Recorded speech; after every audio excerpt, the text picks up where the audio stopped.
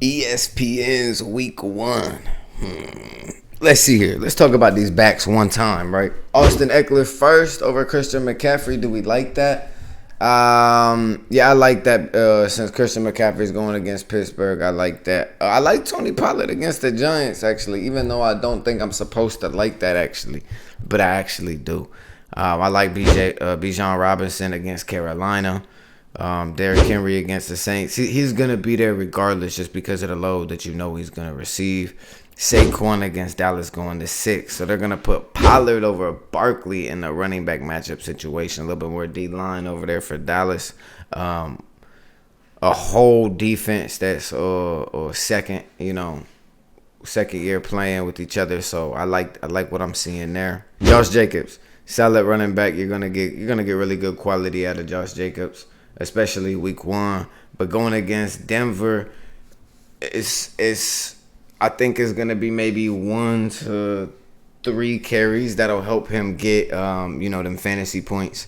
I think it's gonna be more of a grinded out type game. I think that it's gonna be more passing oriented for the Raiders to be able to pick up chunk plays. I don't think it's gonna be very, very useful for them to just strictly run the football and try to set everything up off of the run against Denver. I don't know how that's gonna work for you fantasy owners. So maybe take that into consideration.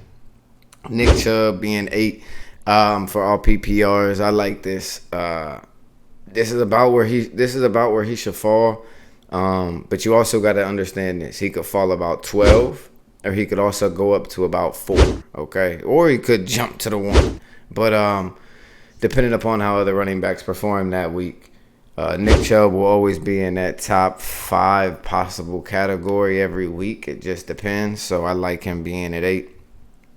Travis Etienne falling down to 9 against Indy. I kind of would put I maybe would put Etienne. I maybe would swap Barkley and Etienne for fantasy in week 1, and maybe go 6 with Etienne and 9 with Saquon Barkley. I'm taking Ramon Stevenson before Aaron Jones and Joe Mixon. According to ESPN, I'm going to bump them up 1. According to where they have them falling. Let's check out some of these other running backs for these other fantasy owners. We got Najee Harris all the way down to 19. He's on my team going against San Fran. I'm not mad at that ranking, but I think he'll be more around the 12 range this week. Rashad White for Tampa Bay, got him cranking in around 16th against Minnesota. I really don't know what I'm going to get from him. Y'all let me know down in the comments what you think you're going to be able to get out of him. I'm not too sure. I would put Miles Sanders up on the list a little bit going against Atlanta. I'd probably put Miles Sanders in the 11 or 10 range and swap that out with Joe Mixon and Aaron Jones. J.K. Dobbins being there at 18. Gus Edwards is going to get some carries. Lamar Jackson's going to get some carries. Zay Jones probably going to get a sweep. So there's going to be a lot more running opportunity going around the Baltimore Ravens offense. But they're saying that they're going to pass a lot, so I'm kind of curious to see how the passing game goes. Sorry if the mic moving is terrible. I'm trying something new for the first time, Now let's get into the sleeper running backs. We're kind of getting there into the, 30, bottom 32 barrel, right? Breece Hall, 33. I'm bumping that up a little bit, okay? I'm putting that above Dalvin Cook. Is he questionable? Is he not playing? If he's not like fully healthy, then go ahead. You can put him down there, but I'd still play him if he's gonna play. If Dalvin Cook's playing and Breece Hall's playing, Breece Hall's still gonna get the carries. He's still gonna get the receiving yards. He's still gonna get the targets in both degrees. So I like that. Brian Robinson Jr. a little bit above Antonio Gibson, but a new offensive coordinator. They're saying that they're gonna use Gibson in a lot of ways. So I'm kind of curious to what we get out of that. Raheem Mostert being at 25 going against the Chargers. Good matchup. His speed is going to be hard to get the edge, but if he gets the edge, it could be a bad day. But the Chargers got a lot of speed on the team defensively, so that's going to help against Mostert. But Mostert's still super fast. There's 1-2 cuts and he's gone.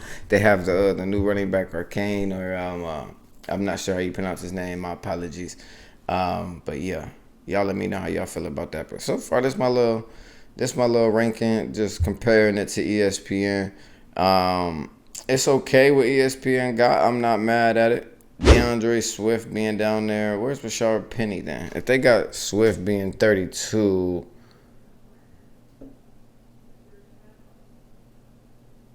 Rashad Penny's falling to 36. Okay. Zach Charbonnet for Seattle's at 35. I would not play him this week. I would sit him 1,000%. Kenneth Walker is going to get that load. But they're definitely going to let Zach get a couple of carries and see what he can do. In preseason, he looked like he could play some ball, so we're going to see what we get out of that. Where we at? Khalil Herbert for Chicago. That's okay. I like Khalil Herbert a lot. Actually, I'm not fond of him, but Deontay Foreman isn't even on this list for ESPN, and Deontay Foreman is probably available in a lot of your leagues.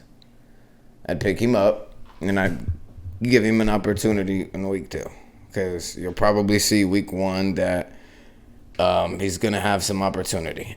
James Conner at 13. I would drop James Conner down to probably where Rashard White is. Alexander Madison. It's against Tampa Bay, so I kind of like where that's at. But I still would have Alexander Madison above Joe Mixon and Aaron Jones and James Conner. And not Kenneth Walker, just because they're going against the Rams. But depending upon what that defense looks like, and if Ernest Jones can finally step up, right? And if Ernest Jones can step up, make a couple of plays at that linebacker position, it could change a whole lot on that defense too. So we'll see what you get out of the Rams over there in that ball game. But let me know what y'all think about me adjusting ESPN's rankings just a little bit. Not really giving you guys mine. I'll probably drop mine tomorrow morning before the game starts. So if I get time to do it, I don't know. I may not. So yeah, I'm going to break down the wide receivers. So make sure you tap into that. And then I may do some IDP for you guys as well. From the Juice and Pop show,